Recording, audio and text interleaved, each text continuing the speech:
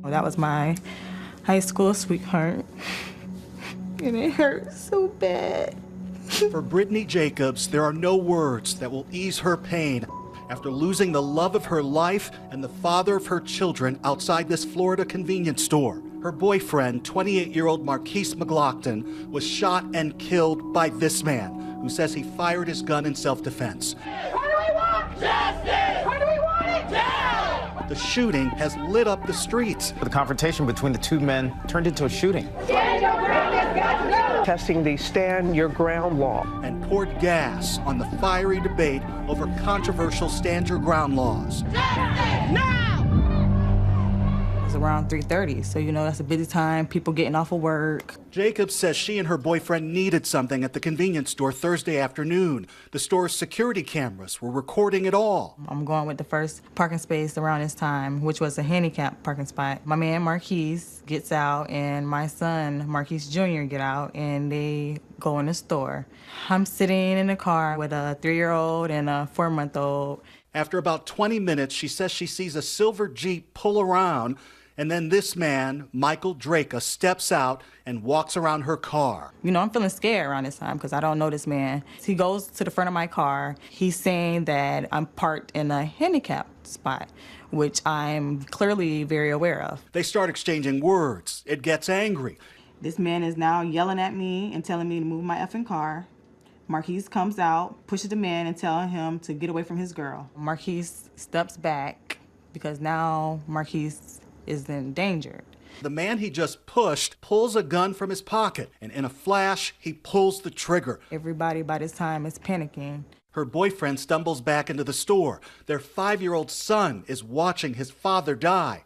Markeis McGlockton is pronounced dead at the hospital. It's a memory that's always going to be with my 5-year-old. My 3 kids will be without a father. She says what happened the next day blew her mind. The Pinellas County Sheriff's Department announced that it was not charging or arresting Michael Drejka. Under these circumstances, we cannot make an arrest. Police say that he was standing his ground. The law on stand your ground is clear, and the Florida legislature has spoken on this. The law is extremely subjective. If they believe reasonably that they are in harm's way, they can use force and even deadly force to protect themselves. Brittany Jacobs says her boyfriend was defending her. Who, as a real man, will see another man arguing with his girl? Like, who wouldn't stand up and defend their lady? There are reports that this isn't Drejka's first time getting into an argument over a parking space. Just to argue, just to find someone to argue with? The owner of the convenience store says he had to call the police a month ago after Drejka got into a shouting match with this man. Out here, he said he'll shoot me,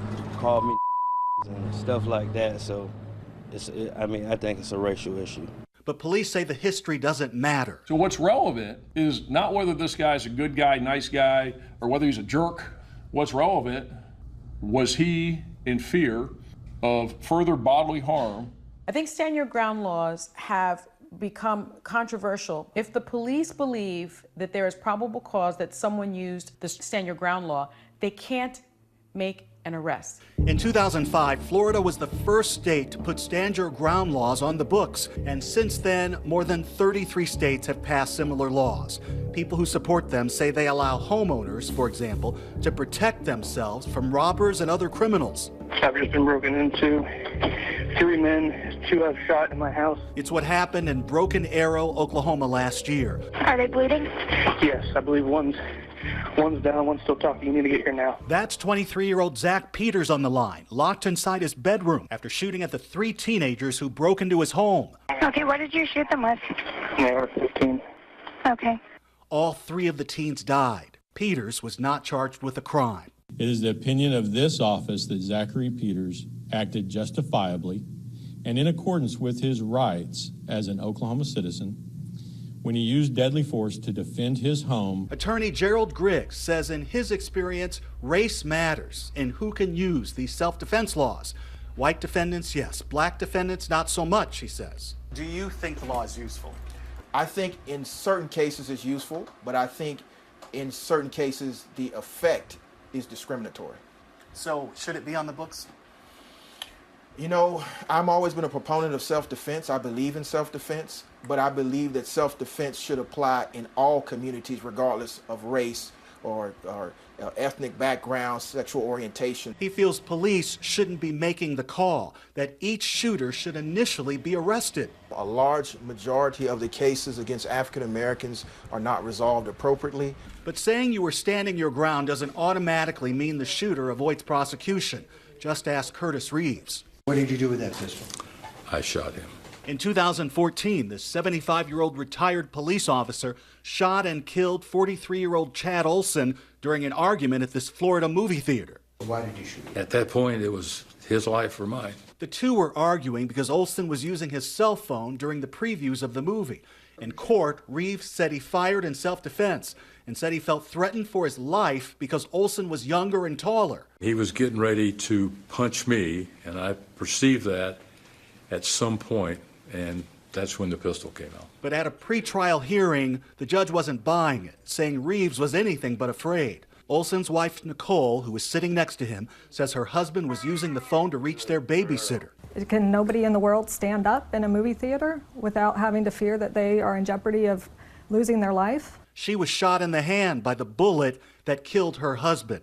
Reeves goes on trial for second-degree murder this February. In Pinellas County, Florida, the state attorney will now investigate the case. Prosecutors and law enforcement officers don't like stand your ground laws. It was really clear in Florida when it was passed in 2002. Prosecutors came up and said that they felt that this took away their charging decision. And it really does that, in effect. There's no way this man should be out free, walking around, still armed. Brittany Jacobs knows that no court can bring back the father of her children, but she's hoping it will bring them justice. I just want justice. I need something to be done because this is not right. Something should have been done about this a long, long time ago.